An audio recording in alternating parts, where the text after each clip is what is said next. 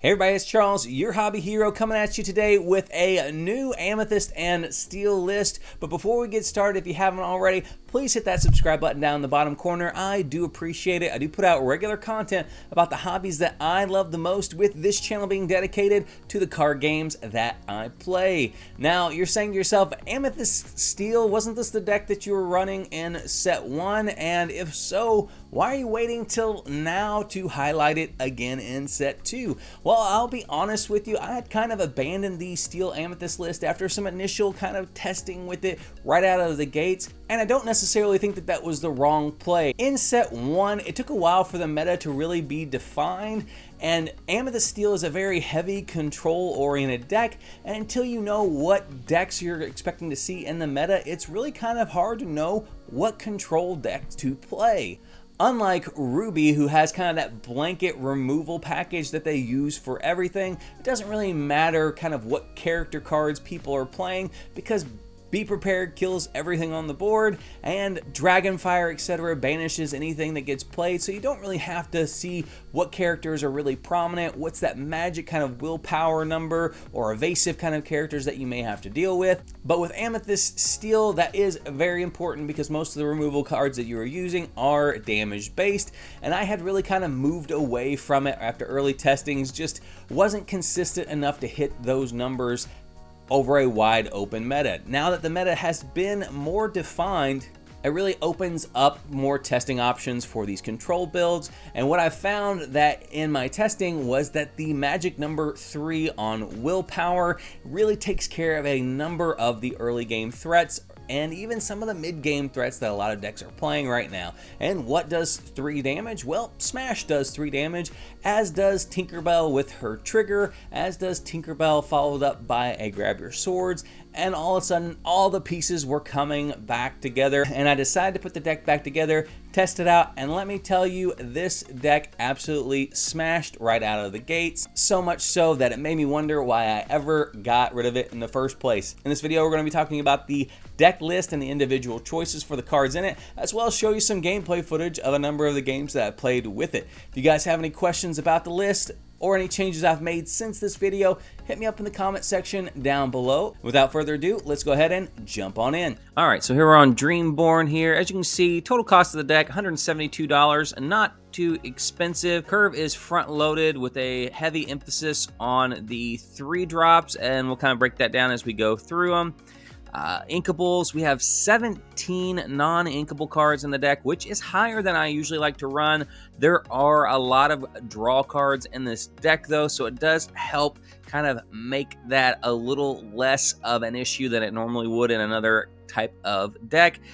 But I could understand if you wanted to cut a few of the non-inkables to up some of the inkable card counts. And for a control deck, we do run a whole lot of characters, opting for a lot of rush characters for our control in the deck. So even though this is a very heavy character-based deck, still a control deck at heart. Kind of break down the numbers here. In our 1-drop spot, we have 3 Olaf, 3 Pascal. Now, the combination and numbers and even the cards here in the 1-drop spot can vary a lot depending on the meta that you are playing. I opted for the Pascal as kind of another sneaky way for you to accrue some lore early in the game.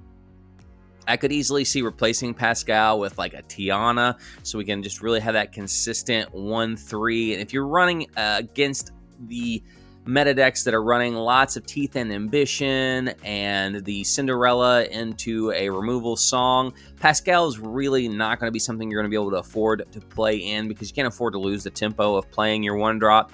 And then we've already mentioned that there's running a high number of uninkable cards in the deck, and you really can't afford to lose this inkable card that you're planning on bouncing with your Mem later and then inking.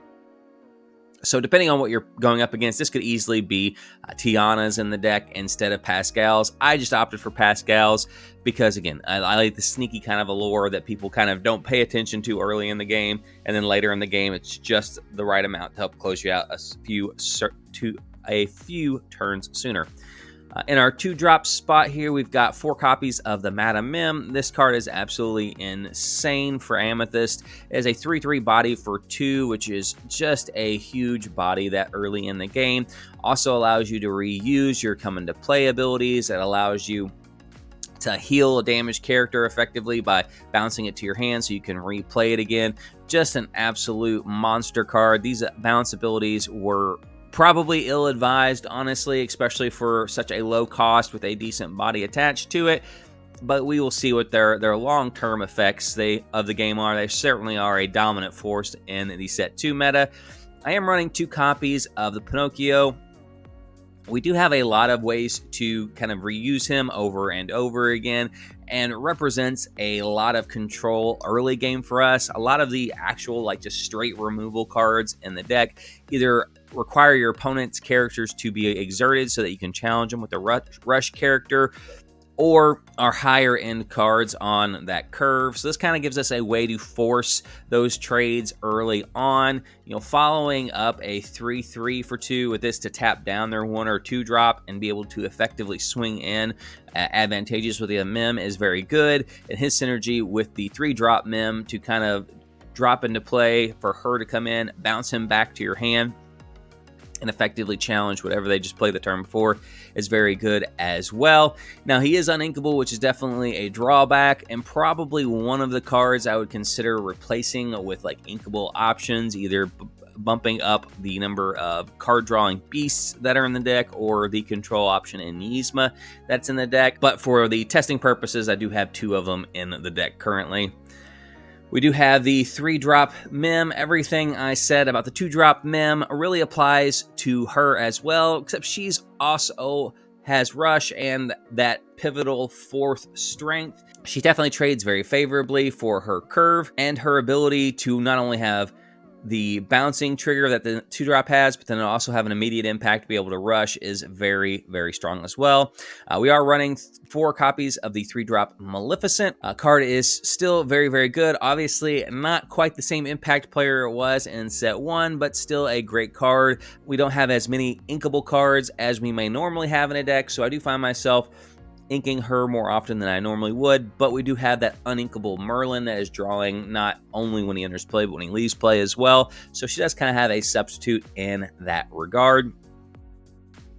In our 3-drop spot, we are running 3 copies of Tinkerbell. She is in here basically as a shift up target for the 6-drop Tinkerbell. Just an absolute essential card for the aggro decks that are running around the meta to be able to come down and do that. She also allows for some just big turns on turn 4 if you're able to drop the big Tink in her place. Still an absolute staple, in my opinion, in the Set 2 meta. She can sing Friends on the Other Side, which is also nice as well, and can get you out of some sticky situations with that Battle Plan ability. If you've drawn a lot of uninkables early in the game, she can help draw into some and discard some of the extra stuff in your hand that you're unable to use. Next up, we've got the GOAT Merlin. I've talked about him numerous times in numerous videos. This guy is a meta-defining card right now for sure. He is effectively 2 guaranteed lore every time he is played, and this deck has ways to play him over and over again. Nothing like questing up to 19 lore and just dropping this guy out of your hand to let your opponent know that the game is completely over with at that point.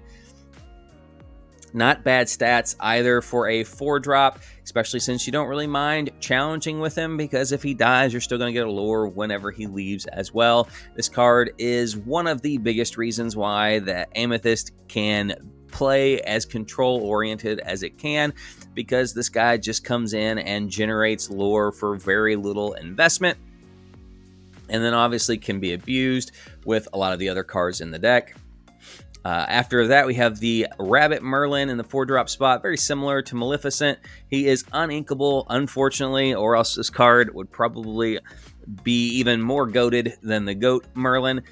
Does come in and draw a card when entering and when leaving play, so allowing some very spicy turns, kind of a be prepared insurance policy as well. If you're filling up the board with Rabbit Merlins, is really going to make that be prepared hurt a lot less. Whenever they clear the board, they usually have to use their turn to do it, and you're refilling your hand because you had a bunch of Merlin Rabbits in play.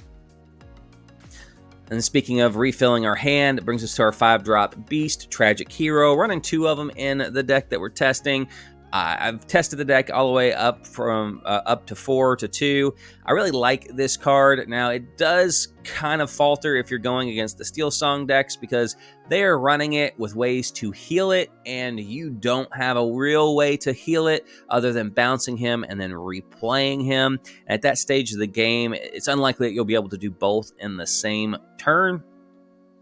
So it is not quite as good as it is in the Steel Song list, but can still be a card that absolutely takes over, especially if you're not playing against a deck that can deal direct damage to him easily. So if they're not playing Steel, this guy goes up in value considerably in those matchups. We also have our 6-drop Yzma. Amethyst finally gets a piece of real control to have access to. She allows you to take care of those cards like the big Cinderella that you can't deal with normally in these colors, but then also allows for some pretty crazy draws. You know, after you've quested with the character, dropping her, putting your character on the bottom of the deck and drawing 2 or 3 if it was a rabbit, obviously triggering any of those exiting play abilities is quite good as well. Big fan of this card, and again, could see increasing the number of these two if you decided to run fewer of the Pinocchios early on. 6-drop Tinkerbell here. Again, we talked about her a little bit when we talked about the 3-drop, really just in here for the board control aspect of those aggro decks. There are still those fringe aggro, tier 1.5 decks where they're just going all in on like the 1 willpower, multiple lore generators, and this card like single-handedly shuts those decks down, especially if we can get it on curve, shifting on that turn 4.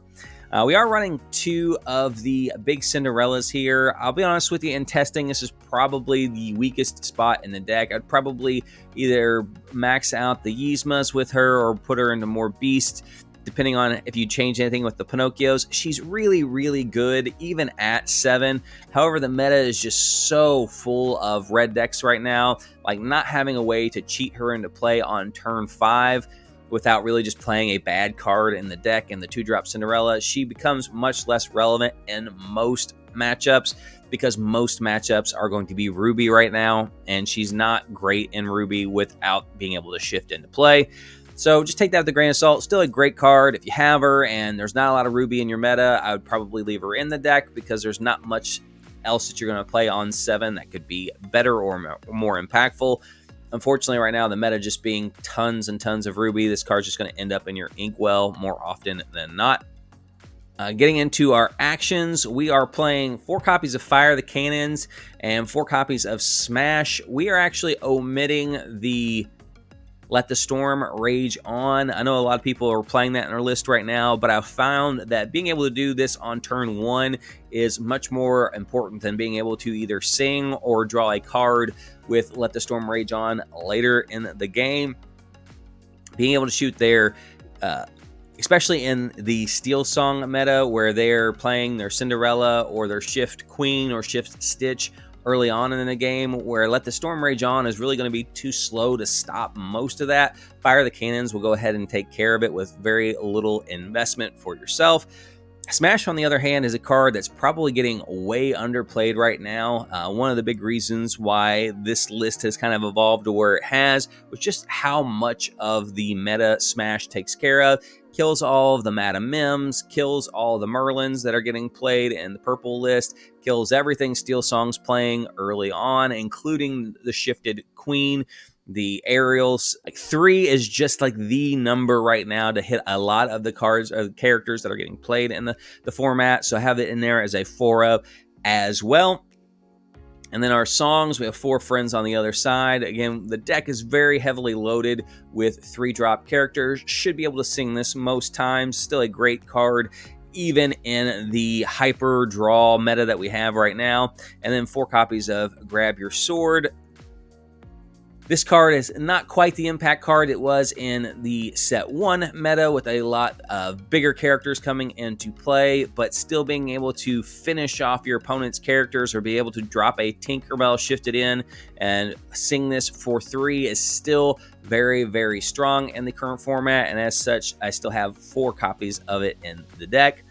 And then our last card in the list is the 3 copies of the Sorcerer's Spellbook. This card single-handedly kind of adds that inevitability to a lot of the matchups that are out there. Still not a lot of good item removal that's being played in the current format. Really, the only one that's getting like main deck would be like Judy Hopps. And even then, like getting to draw a card off of it is not terrible. But I have it as 3 of instead of a 4 of. I do want to see this card, and in some matches, getting 2 of them isn't going to be terrible. So I don't want to run 2 and risk not ever seeing it, or drawing 1 and my opponent drawing their 1 removal for it and then it just being a non-factor. I also don't want to have 4 because there aren't a lot of situations where I want to see multiple copies of it. But just a very good card. Put your opponent on a very definitive clock while you're controlling the board. You can also be gaining some lore without really much interaction from your opponent. Now let's check out a few of the games with this deck. Okay, as you can see, we're already in Platinum, and as of right now, just in a few games of testing the build, the deck is 8-2. Actually, I had a few other games that I recorded prior to this as well, but for whatever reason, when it updated to the 2.5, I lost those games. I think it was 6-1. Which brings the total to like a 14-3 for the testing that I've done in it. So very, very positive results so far. Let's take a look at a few of those games.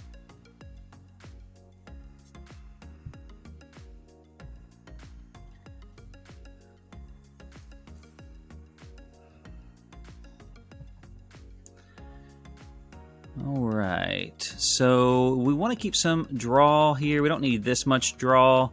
Probably just keep the Mim and the Friends and hopefully get some of our early game removal. Or accidentally throw away the 2 cards I was going to keep. It's all right. It's pretty much mostly inkable. We'll go ahead and toss the Tink down.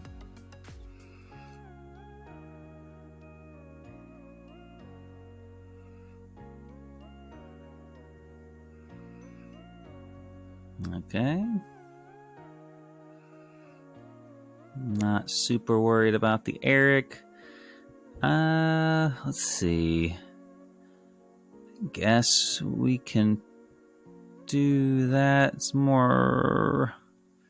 keep more of the surprise here. Yeah, I don't think draw is going to be nearly as important with the Merlin here. So go ahead and toss him down. Hopefully we draw something inkable next turn. I really don't want to ink any more of the stuff I have in my hand. This is kind of risky too. He could have like a smash or a single damage spell here. Okay, he didn't play it out, so that's nice. We'll go ahead and quest here. Let's go ahead and bounce him. I'm sure he's got the big Tink coming.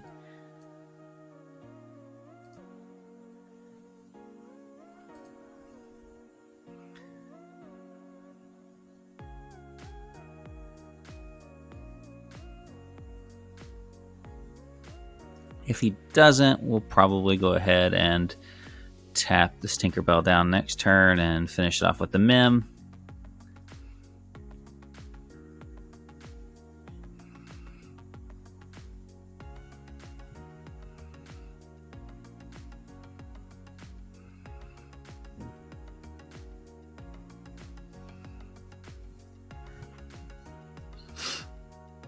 Has the smash. Okay, not bad.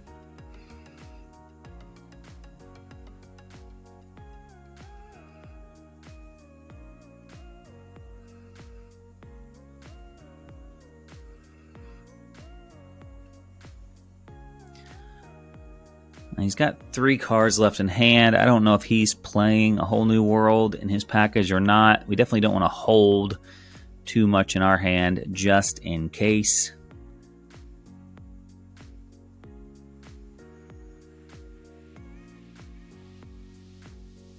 I don't know what he's doing here. Just thinking about whether or not he thinks I have a second Mim in my hand.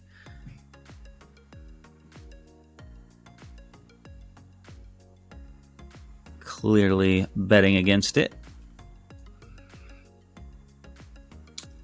Which is fine. I'm going to go ahead and play Goat Merlin. I don't really want to draw any extra cards right now, just in case he is playing. There's Big Tink.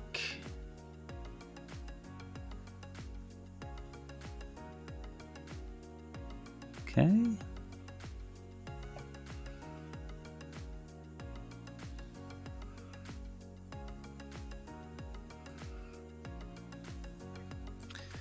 I guess we'll play Rabbit first. Not terrible.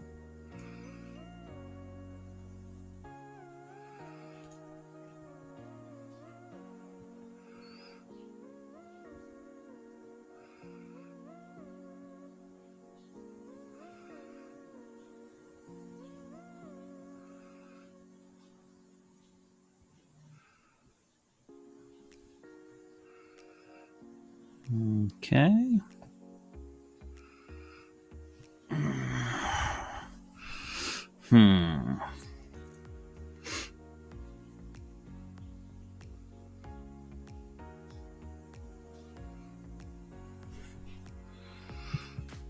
So I can't really tap anything right now with that. Let's quest here.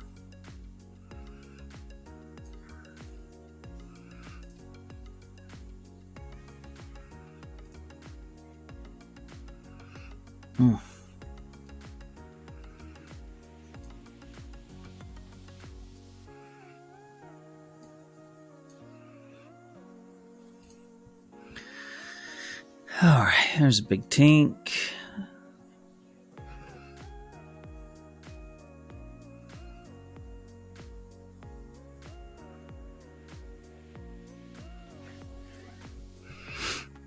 All right. Perfect timing for a Big Tink.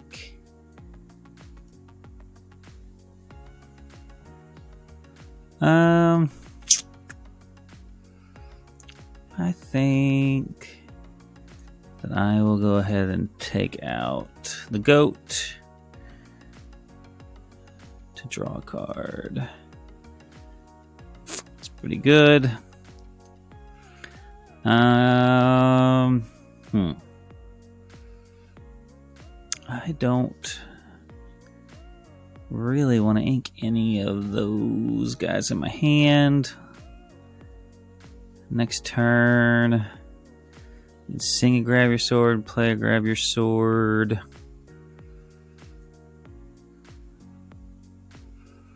Yeah, just gonna pass and guess hope he doesn't have. Well, probably not. Oh, okay.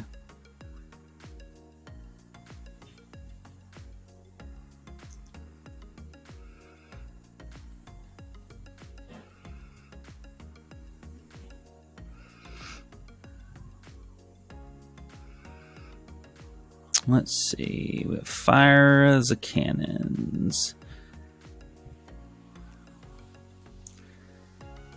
What are we gonna do here? If we deal 2 damage to everyone there, and then I can challenge here.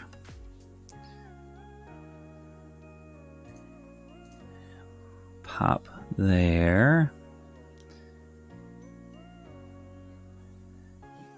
Quest.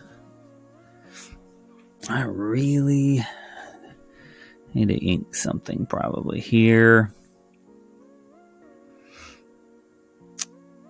I don't want to, but I feel like it's going to be another turn or two before I could be looking to play her. He could bounce it, so I'm not going to go ahead and fire the cannons. If he doesn't bounce her, then I've got plenty of stuff here. Okay.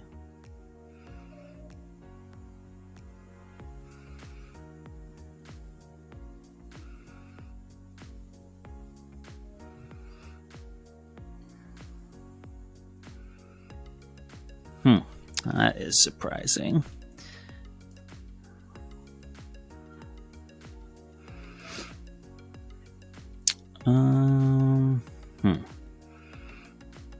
I've got, what, 3 here? Oh, he's got an Ursula in his hand. Just used a couple removal or damage spells. So we'll quest.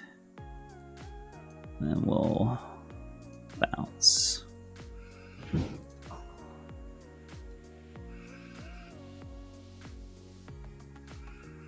All right, a little bit of a rough start, but I feel like we've kind of made a comeback here.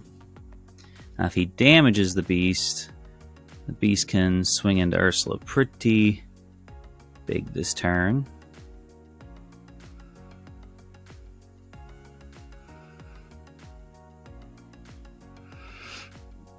Okay.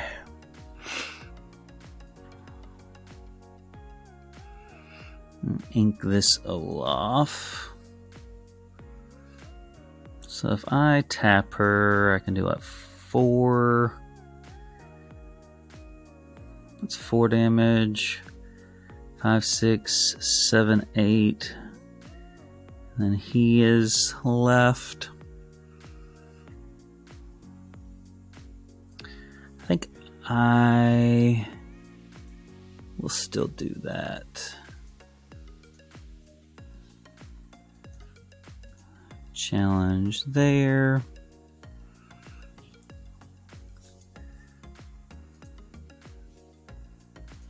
Sing.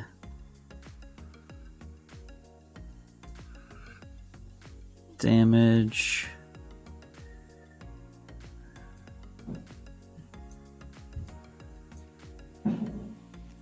Book.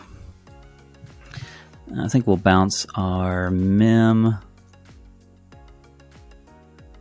and gain a lore. Alright.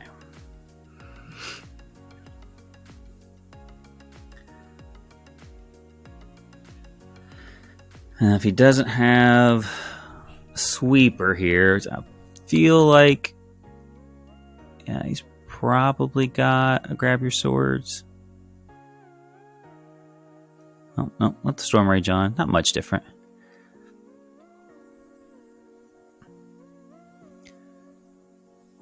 Okay.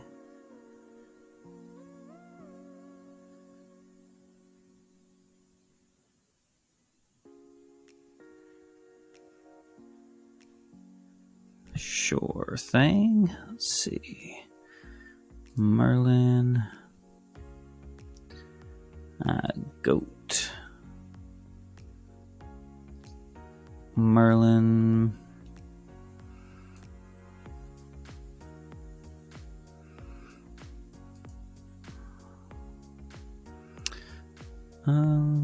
Sure.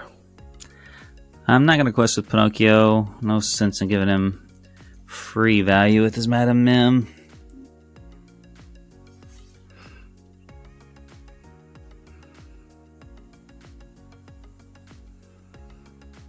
Okay, we got a second Ursula. This is the second one, right? Yep.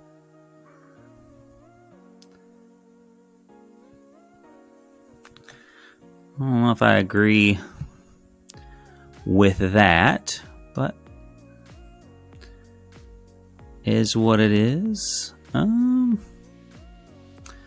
see.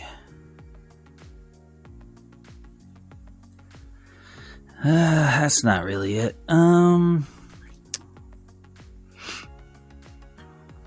Bounce. rabbit here.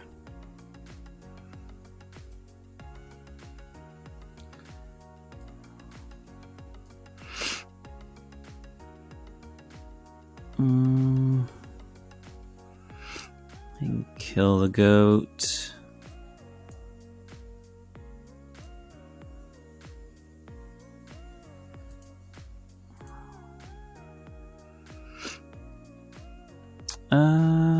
Yeah, we'll keep Pinocchio alive in case he has to leave something out there.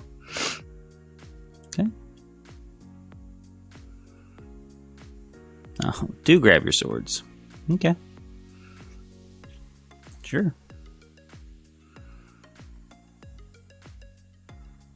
No, I was gonna say, I hope I get that.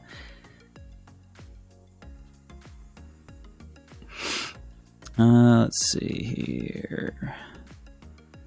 Is that 4?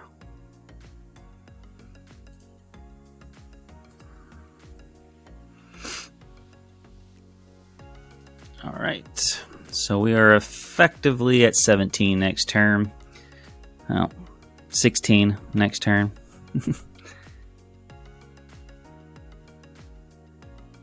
Got a beast down. Hey, he finally got his own spell book.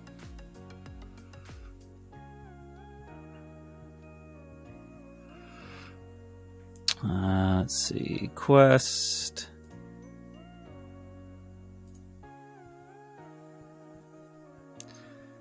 They're gonna give us.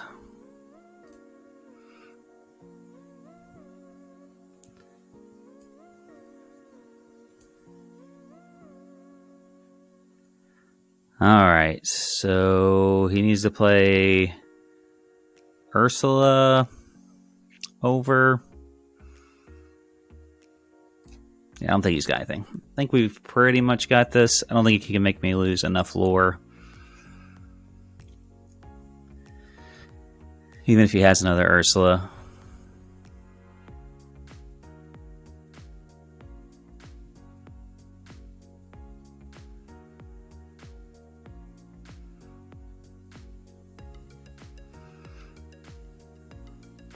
Yep.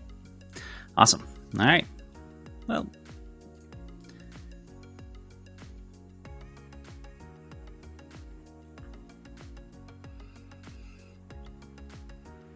Alright, so we've got a 1-drop, bounce, draw, probably don't need the Merlin.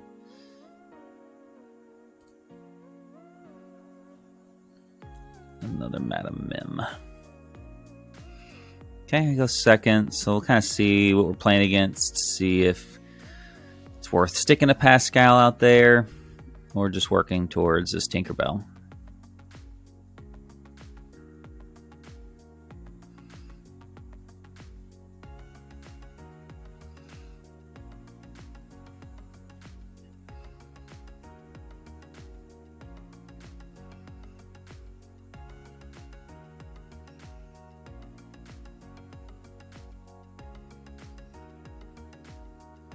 Okay. Steel Song, maybe? Okay. Well, he's got Cinderella, so we're definitely not putting the Pascal out. I can't play him probably next turn either, so we'll just go ahead and get rid of her.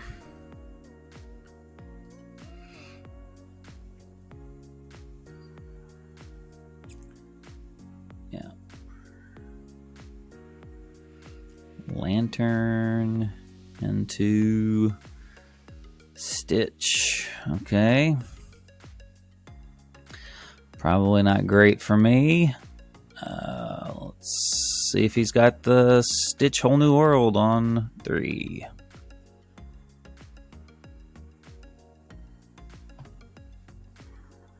Nope. Guess that's small blessing.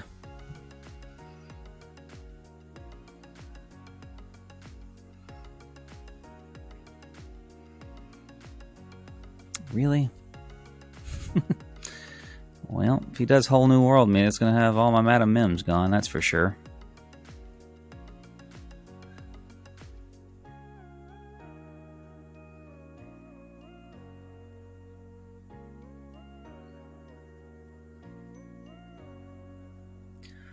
If he doesn't Whole New World here, I feel like I'm in a pretty good spot. Okay, yeah, not too worried about anything at this point then.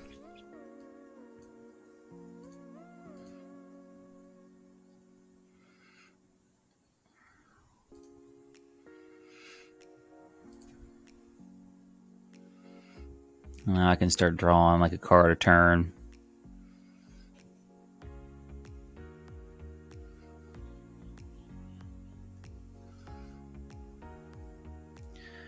I can just straight up play the Big Stitch now.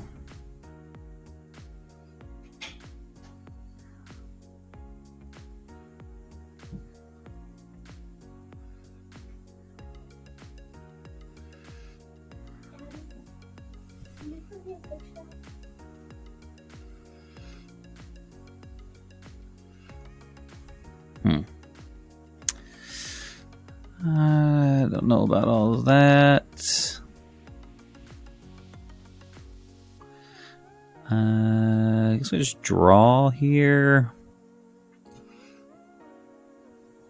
Okay, that's pretty good. Sure. I got Big Cinderella. There's not much I can do about it. I guess if he didn't have a song, I could just hold back in case he had the Big Cinderella.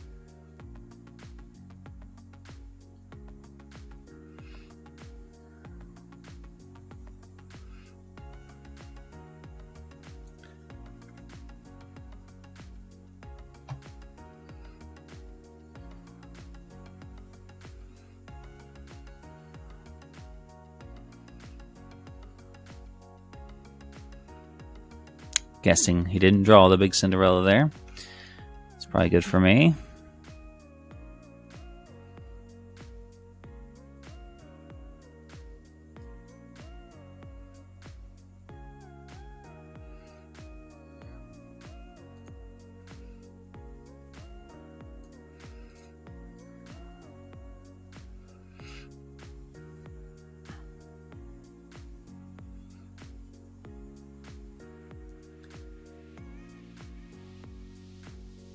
There it is. Now I can sing. But honestly, I'm fine. What's it going off right now? Oh, but he didn't have it. That is surprising.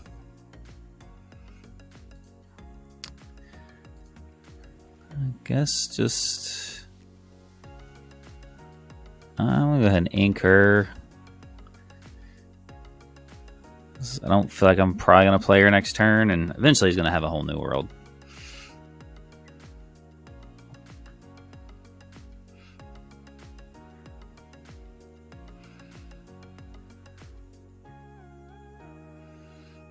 Or not. Alright, well, let's see if we can get some removal here. No removal.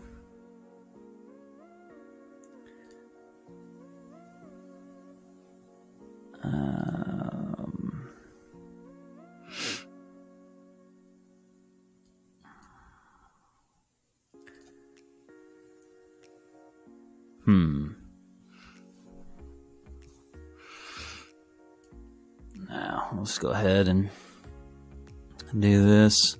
Pretty far ahead right here. So even with whatever queen exchange he's going to do, take out one of these Tinkerbells. Like I've got, what does that leave me? 5 lore, put me at 18, 19, 20. So I have the win on the board, even if he kills a Tinkerbell. So that takes out 2 of his characters. If he also challenges with a Stitch, he can keep me at 19. But I don't know that he hasn't seen a Merlin yet. So I don't know that he's going to do it.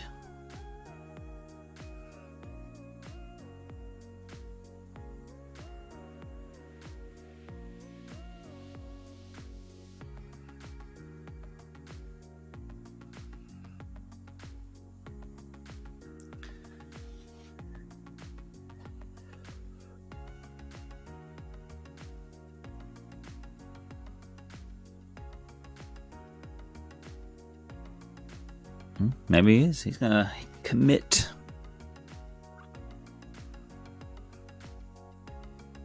Still think he's way too far behind.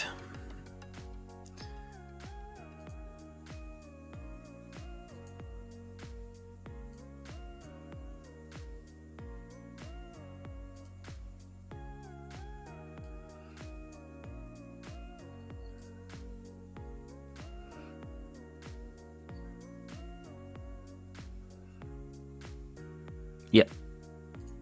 All right.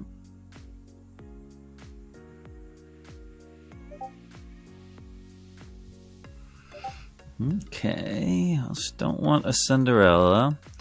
Don't want 2 Merlins. We have a bounce. An early game removal. I don't hate that. So let's see what else we get here. Grab your swords is unfortunate. I'm going first.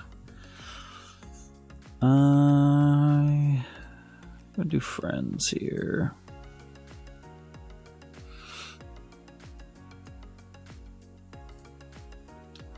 And then see what we're playing against.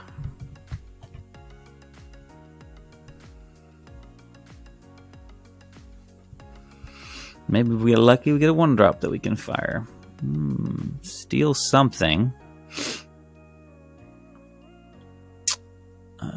Let's go ahead and quest. Ink. And bounce Olaf.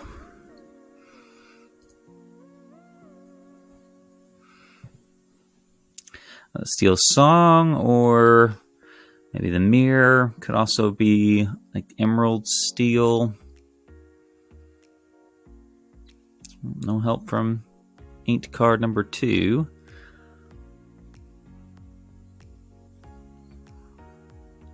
Blue steel. Okay.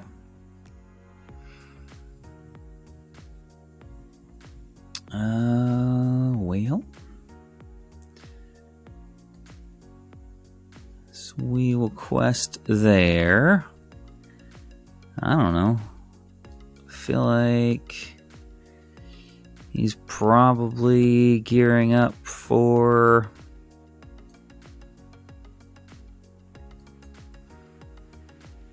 a whole new world. So if I don't want to hold anything, cost more than 5.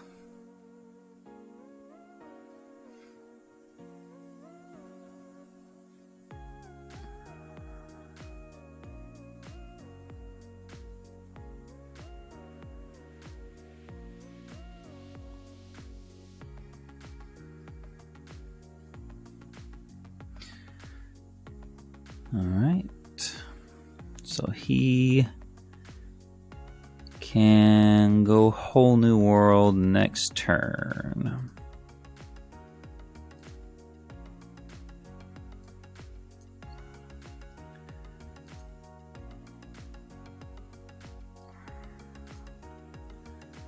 Ink the Olaf. Yeah, I'm not gonna fire the cannons. I don't really care.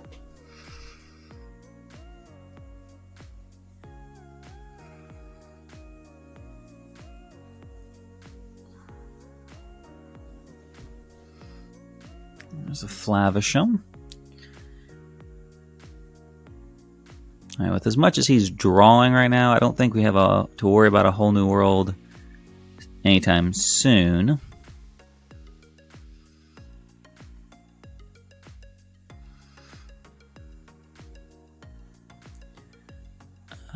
Go ahead and quest with these guys.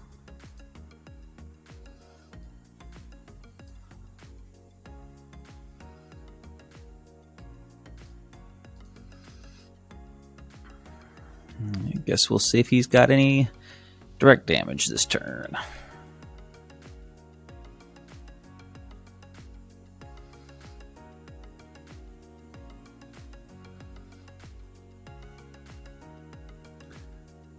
I know he's not going to have a Hades this turn, so there's that. This guy's Beast. Okay, Ink. Her.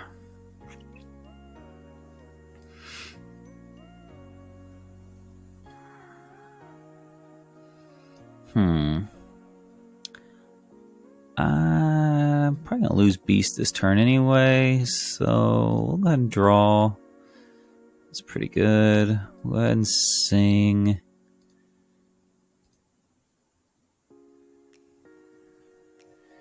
And then do we want to finish off Beast, or do we want to finish off Flavisham?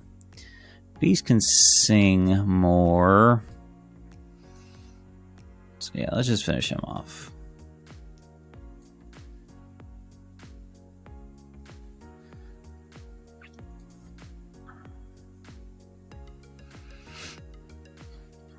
Flavisham I can challenge pretty easily into. Same with Mickey. If he doesn't have a Hades here, he's probably going to throw Mickey at Beast so I don't draw a card. At least where I'm at right now, Whole New World's pretty much just a dead card in his hand.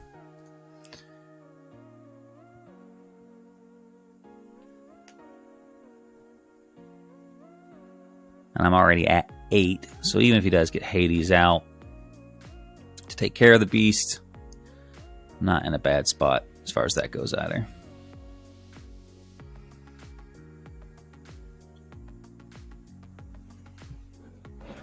Oh, he didn't have it though. It's pretty good for me. Oh wow, he didn't challenge there either. That is surprising.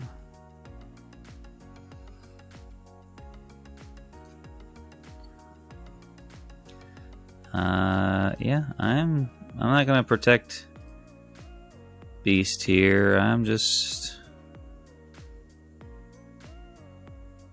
go for it here. Do I want to draw another card with Merlin here, or just that's win on the board?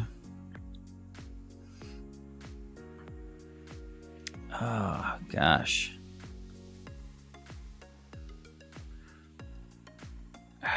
Or do I want to hold it? That's tough.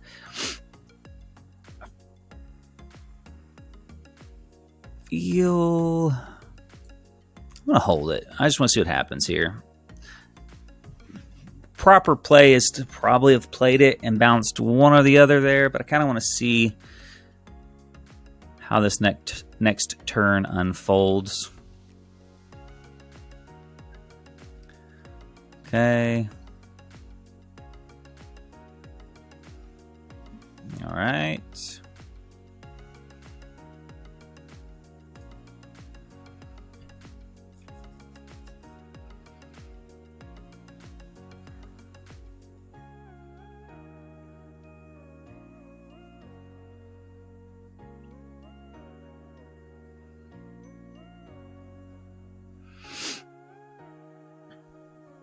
Okay, 2 cards in hand. It's not a terrible top deck. I think I'm going to draw 2, though.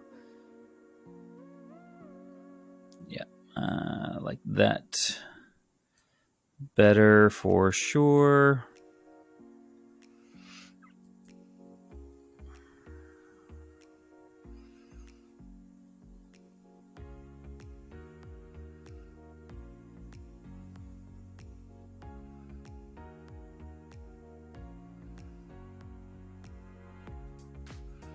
with what I have in my hand, effectively at 17.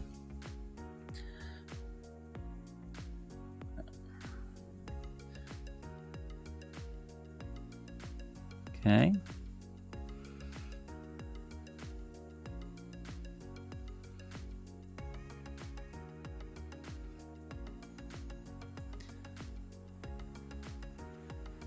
Oh, that's tough.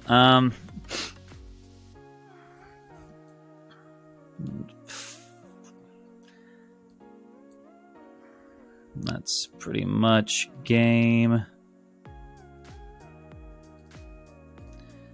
Forces him to have whole new world. I'll go ahead and ink that. In case he does whole new world, I'll have one more ink.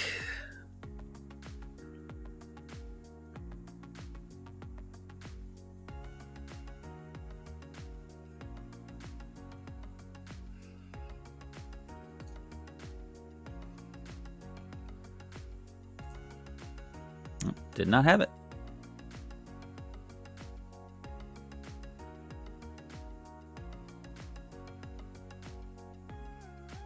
Alright. We got our turn 1 removal, a little card draw. I don't really want any of this big stuff. Let's see if I can get turn 1, some bounce. Ooh, not great, but not terrible. They're inkable at least. Okay. Got 1-drop Cinderella. 1-drop Queen. Still good.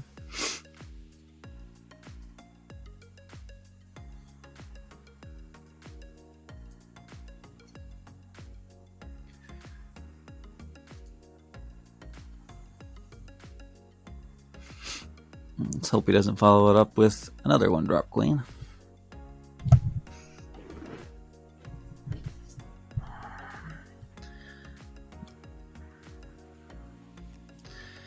Alright, get 2-drop Cinderella. Hopefully we can get it removed before turn 5. Ugh, that's a rough top deck. I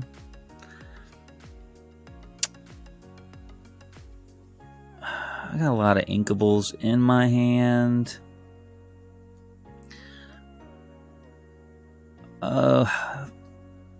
He's only got 4 cards. I'm going to risk it.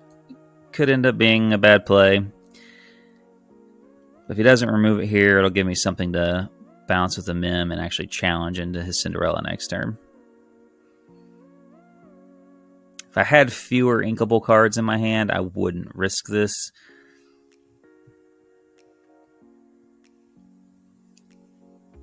Because he's got 2 songs in the deck, most likely, that kill this Pascal. Awesome. Paid off. Hey, Smash. I do play it. I do Yzma.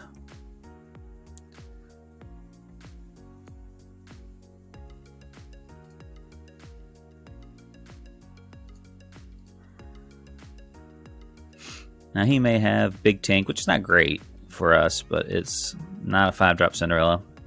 Or 7-drop Cinderella on 5, sorry. Because that resist 2 is actually really hard for us.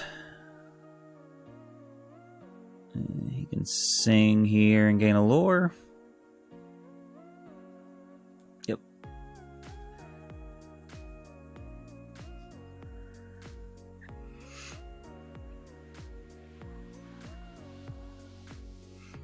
Hey, sweet. He did have the big Cinderella too.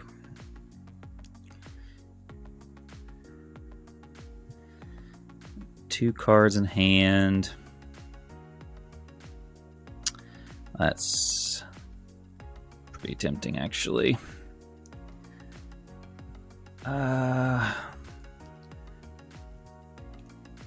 Gosh.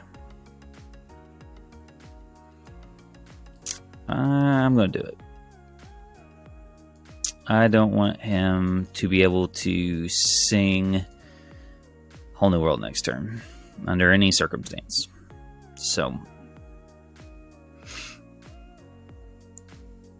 our big stitch. He just okay. Well, I guess we'll play the first one here. Let's see what we draw. Definitely inking that one.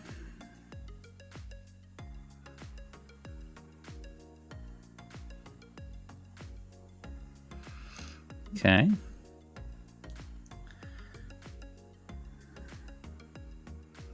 Which is fine.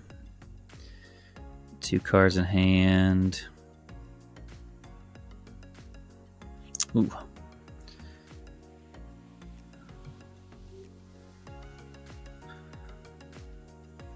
Oh, whiffs. That's fortunate for me, I guess.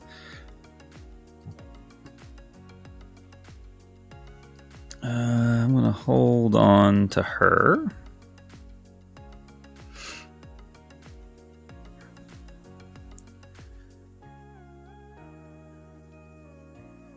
That worked out pretty well. Let's sing here. Oh, that's rough. I do want all of this, but that aerial needs to die this turn.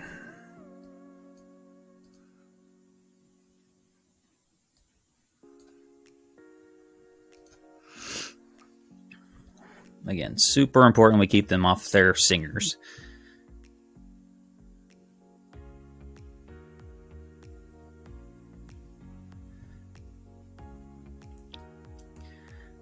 All right, it's fine.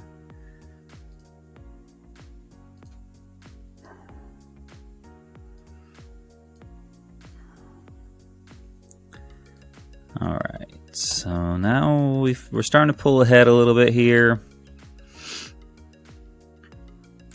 I have no cards in hand, so like he's really wanting to play a whole new world, get his flute going. Obviously replenish his hand, but here he's going to be giving me a lot of extra value if he does it.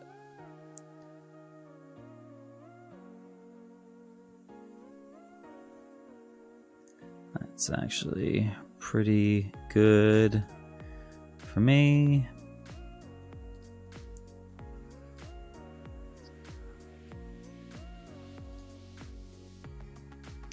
He's got another grab your sword. Which is fine. We're going to draw a card off of it and gain a lure off of it. And then I would assume take out one of his Tinkerbells, swinging into my big one.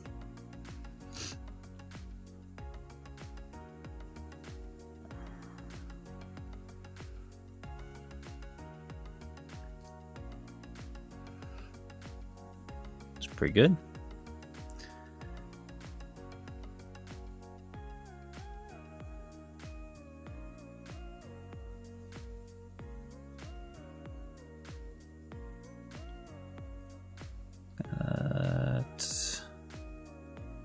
What this last card in his hand is.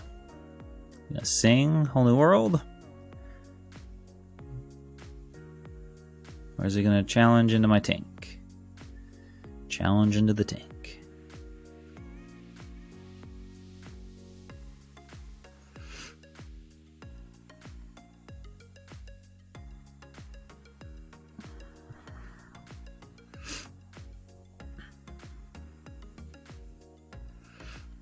Alright, quest.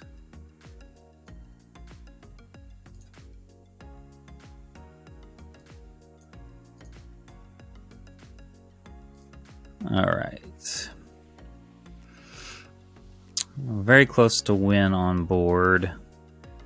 At 15 with the spellbook in play. He's in a really tight spot here unless he's got a Benja that he can play. We effectively go to 19 the next turn. Oh, let's Storm Rage on.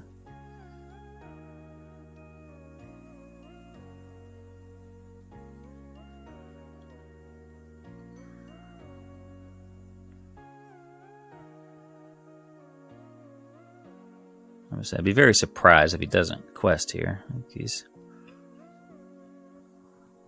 A tough spot.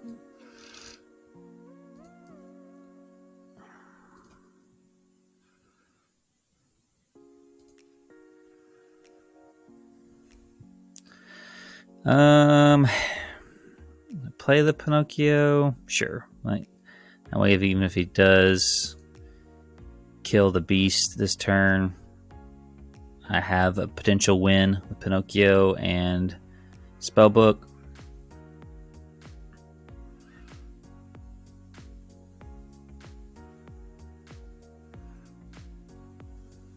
It'd be very difficult for him to pull this out at this point. Like, Benja into the Spellbook and a big... well, I can't even do both.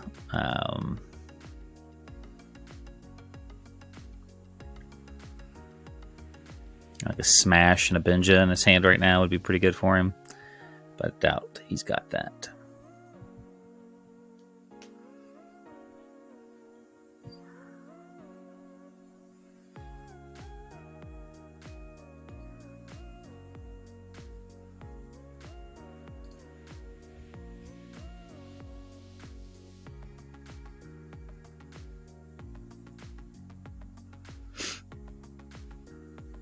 Yep, there's game.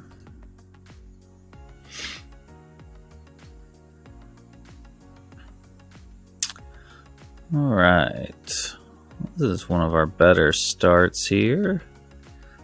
I don't want to grab your sword or the spellbook yet. Let's see if we can. We're gonna toss this Mim back too, since we have that Mim. See if we can really get the one drop here. Smash is nice. That Tink's nice. No one drop, obviously. Just ink the Tink.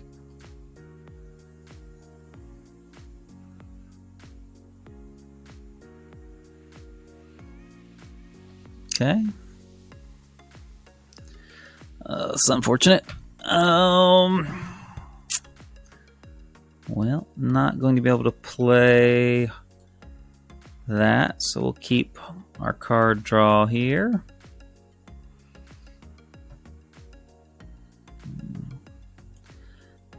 Draw 2 Fire the Cannons, which look like they're going to be mostly useless for a while. 3, stand corrected, 3 Fire the Cannons that are going to be mostly useless for a while.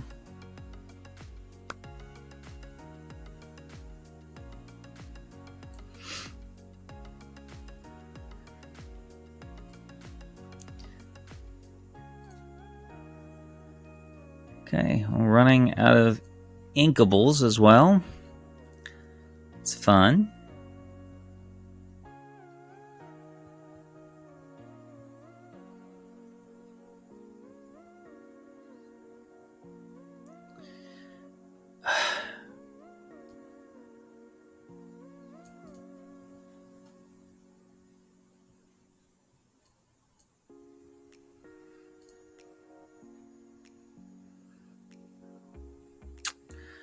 Alrighty.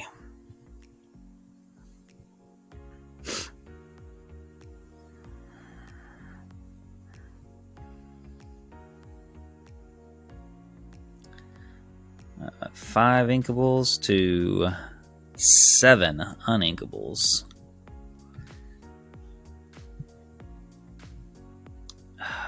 Jeez.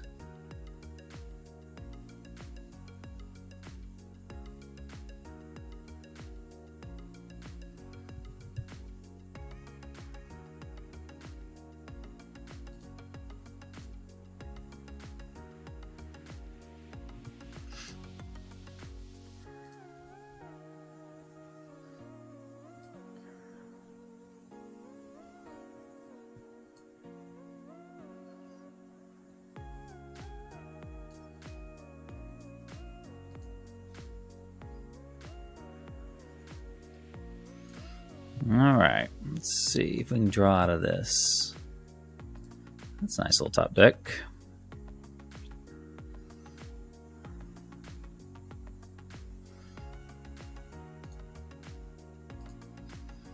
Should we even see any other color they're playing yet?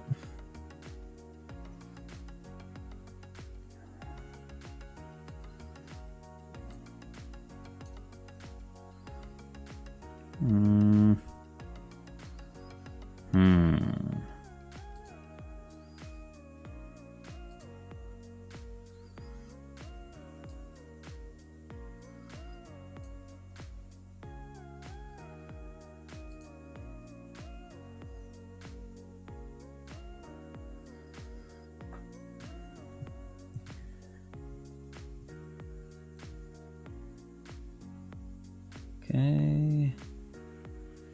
Merlin.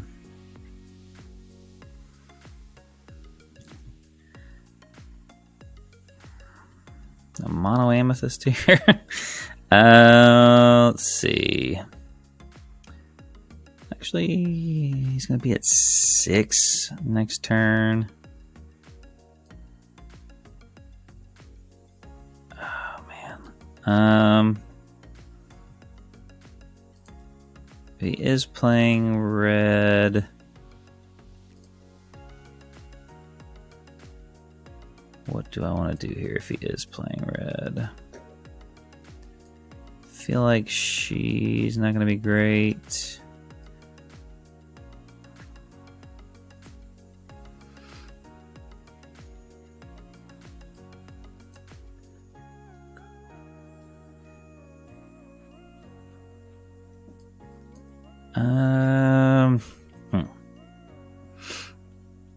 Actually, don't care if he turns him off. I'll go ahead and get my 2 lore, and I'll catch us back up.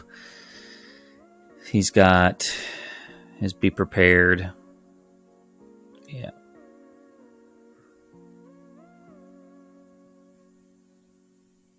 Yep. All right. So we're tied on lore. He's got 2 more cards in hand than me.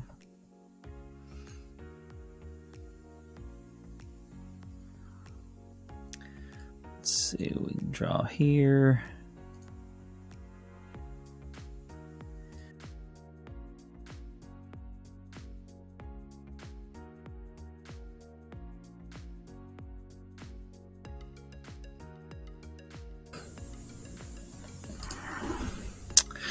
All right, not too bad of a recovery there.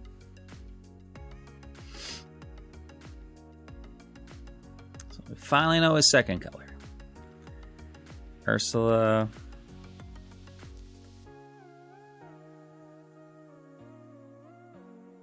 So he's playing probably the big control build.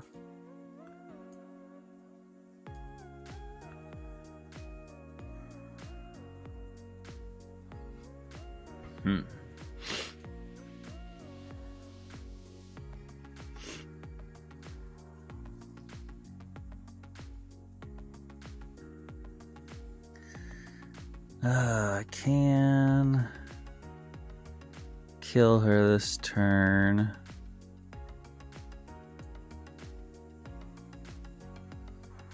I think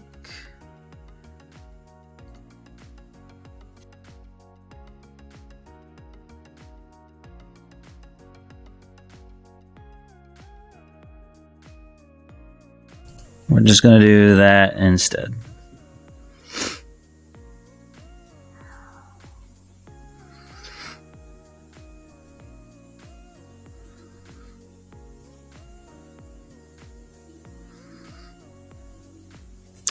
Hope he didn't have the 2-drop bounce. That's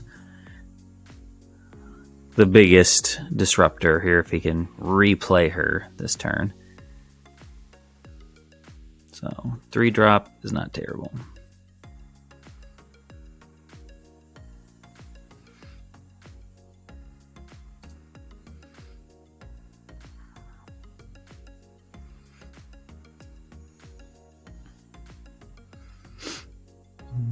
Got 6. Tremaine.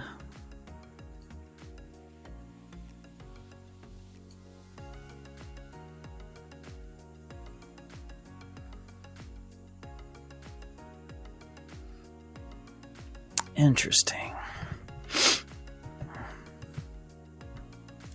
effectively put me at 15. It gives me 6, 3, 4, 5. Alright, we're just going to play it.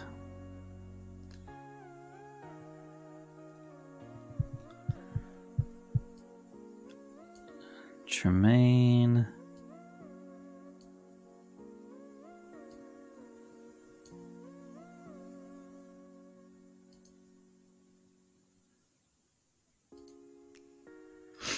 Alright, so okay. So if he replays her next turn, I go to 14. He didn't replay her. Okay.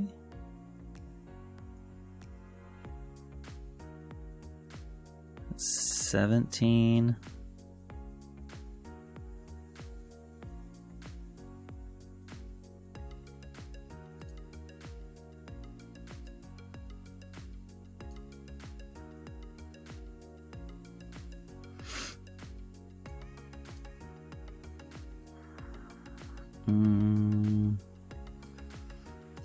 Don't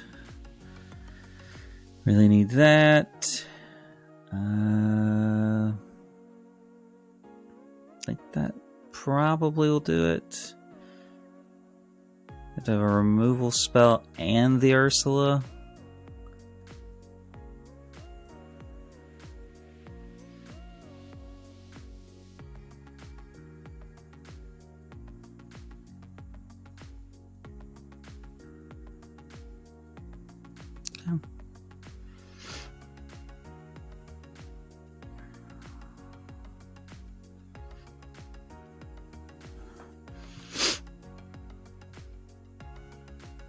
Alright, well, I guess we see if we draw another goat. No. Alright, here. We're just gonna tuck Ursula.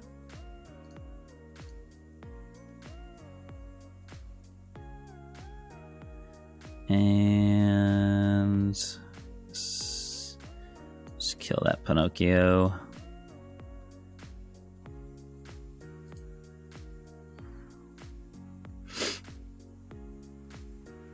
So it's back to needing an Ursula and a removal again.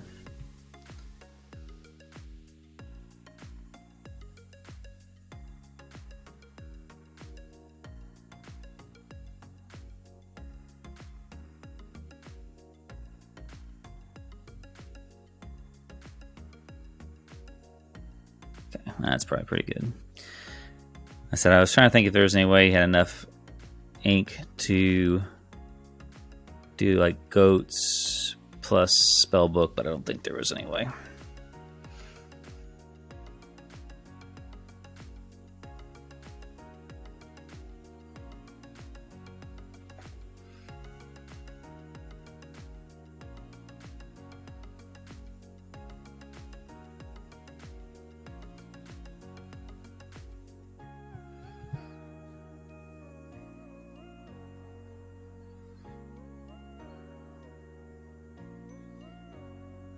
Alright, there we go. That's probably the last game. We've had a pretty good gauntlet so far. Just maybe play something we haven't seen yet. This hand, not ideal. Turn 1 disruption. And then some inkable card draw stuff. Let's see. Okay.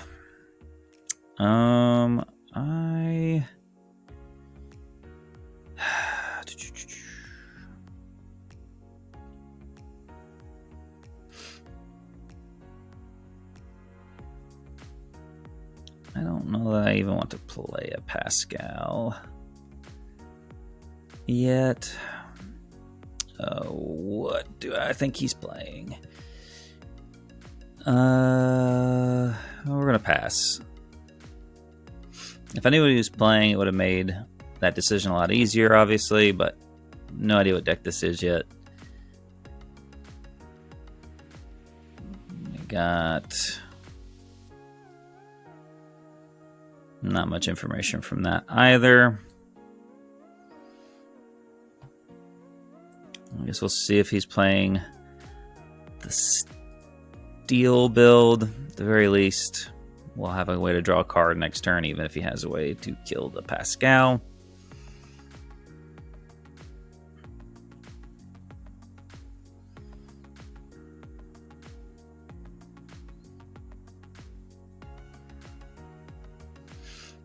Okay, pretty nice little rip.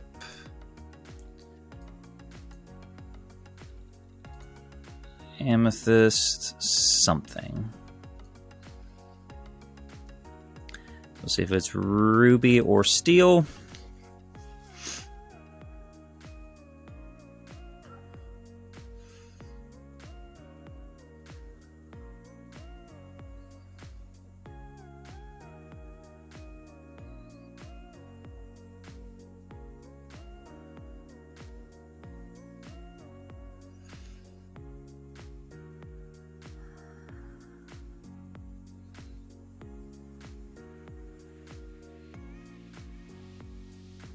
Okay. I don't hate that.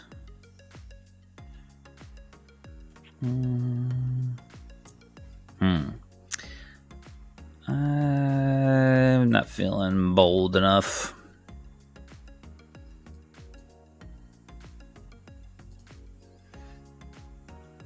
Looks like I would have been fine.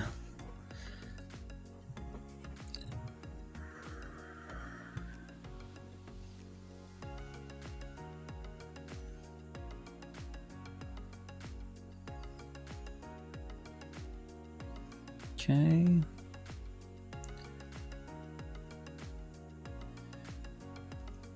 That's pretty good. We're playing the ruby build. Ah, beautiful.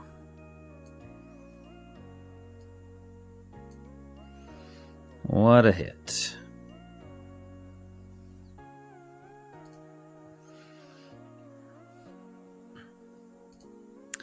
I'm not super worried about the Olaf. Try to get as much lore as I can before he gets to 7.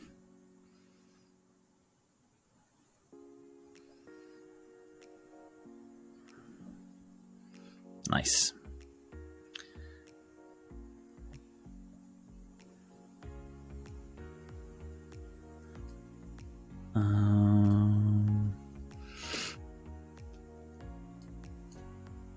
Go rabbit.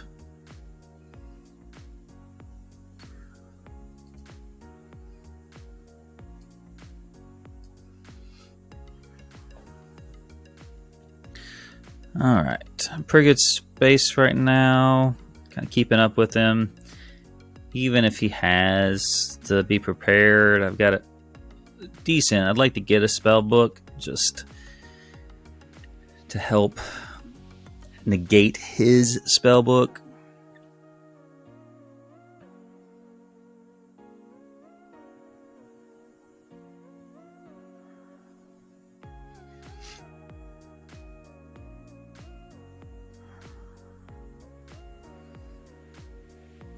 Oh, that's nice.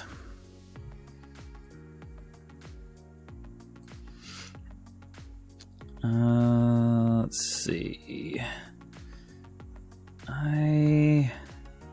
What do I think he has here? Do I think he has...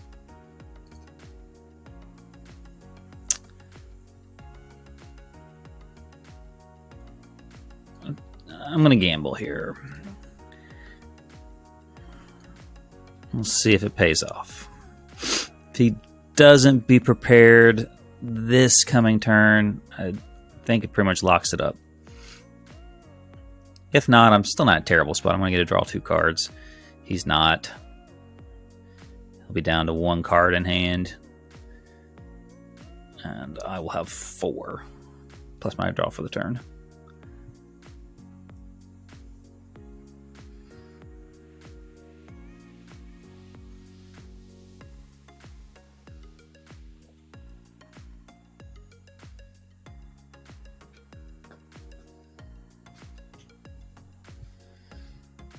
thinking pretty hard about it. Okay, so he's not playing Be Prepared.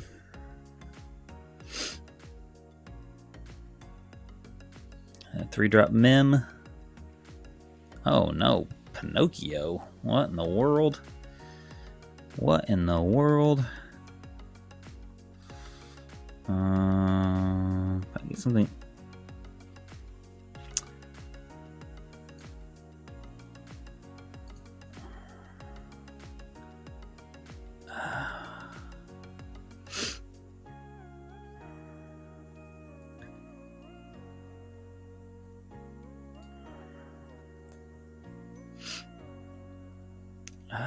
I think I'm just gonna.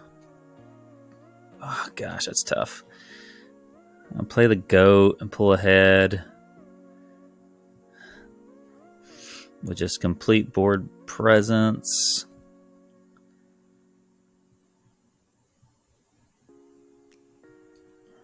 Nah, we'll do that.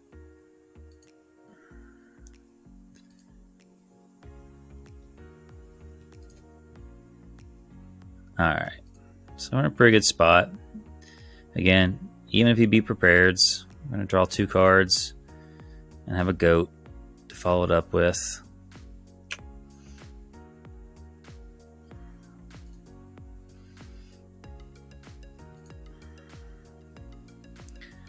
Two goats to follow it up with, which is pretty strong.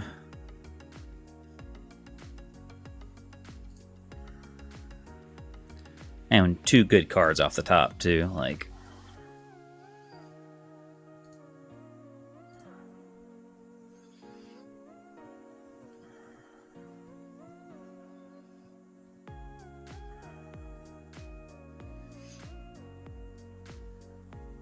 that's just cruel.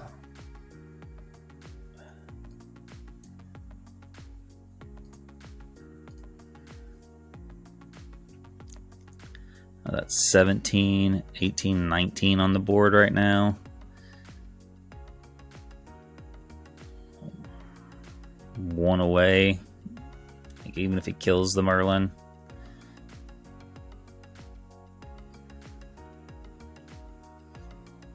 Yeah. Alright.